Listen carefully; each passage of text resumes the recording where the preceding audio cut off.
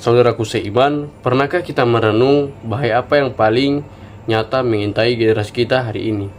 Ini bukan lagi tentang kemiskinan harta, bukan pula tentang bencana alam.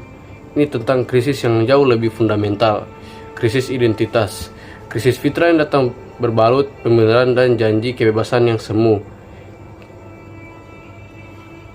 Kita bicara tentang sebuah gelombang-gelombang yang halus, namun menghanyutkan, yang mencoba membengkokkan jalan yang telah disiapkan oleh Sang Pencipta. Kita bicara tentang LGBT.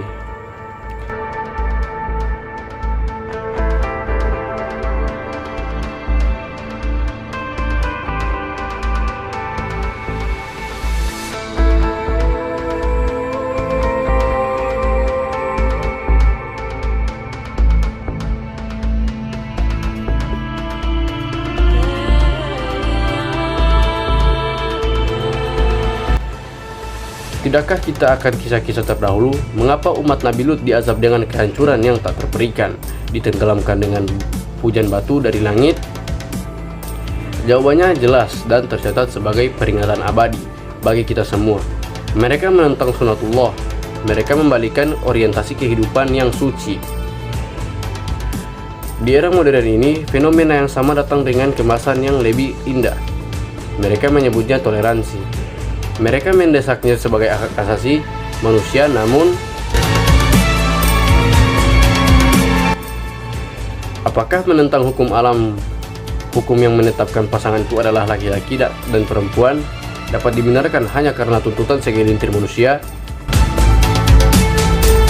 Ketika sebuah masyarakat mulai berani menentang ketetapan dasar, ketika fitrah suci mulai dikotori atas nama kebebasan pribadi, disitulah lonceng bahaya mulai berdentang nyaring di setiap sudut kota dan desa kita. Dampaknya hanya pada individu, tapi pada tatanan keluarga, pada keutuhan masyarakat, dan pada peradaban kita. Siapa akan menjadi penerus kita, menjadi penerus jika unit terkecil kita, masyarakat yaitu keluarga, telah kehilangan maknanya yang hakiki? Maka, wahai para orang tua, para pendidik, para pemimpin umat, jangan biarkan kita menjadi generasi yang lemah, hanya bisa pasrah melihat kehancuran. Tugas kita adalah kuatkan benteng, beri anak pemahaman mendalam tentang fitrah dan syariat, jadikan rumah kita madrasah pertama yang kokoh. Tolak pembenaran palsu, jangan biarkan bujuk rayu pelangi semu menyesatkan mata hati mereka. Ajarkan mereka untuk membedakan antara yang hak dan yang batil.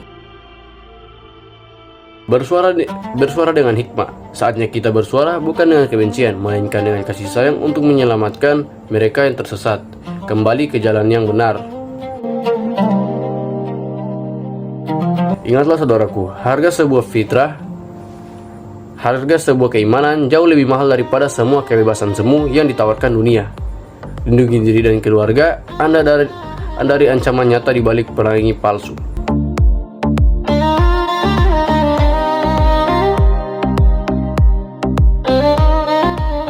Pandangan Islam terhadap LGBT secara umum menyatakan bahwa perbuatan LGBT termasuk homoseksual dan lesbian.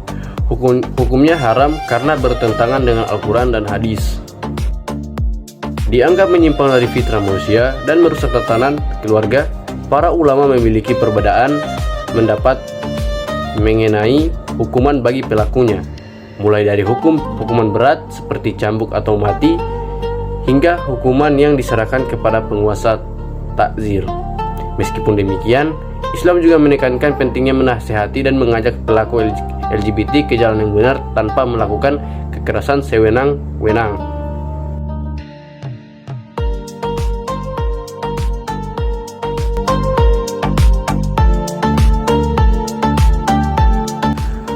Larangan dalam Al-Quran secara eksplisit melarang homoseksual, merujuk pada kisah kaum Nabi Lut alaihissalam yang diazab karena melakukan perbuatan keji tersebut. Liwat ayat-ayat yang berkaitan menggambarkan tindakan ini sebagai pelanggaran terhadap batas-batas yang ditetapkan Allah Subhanahu wa Ta'ala.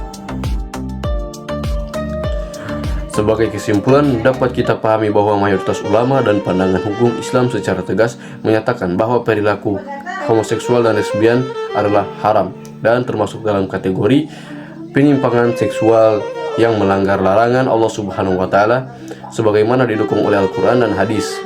Namun demikian, dalam menyikapi isu ini, Islam juga mengajarkan untuk tidak melakukan diskriminasi atau mengolok-olok suatu kaum, melainkan mendorong pendekatan, edukasi kemanusiaan, dan jika diperlukan terapi psikologis dengan tetap berpegang teguh pada norma agama dan sosial yang berlaku di masyarakat guna menjaga kemaslahatan umum.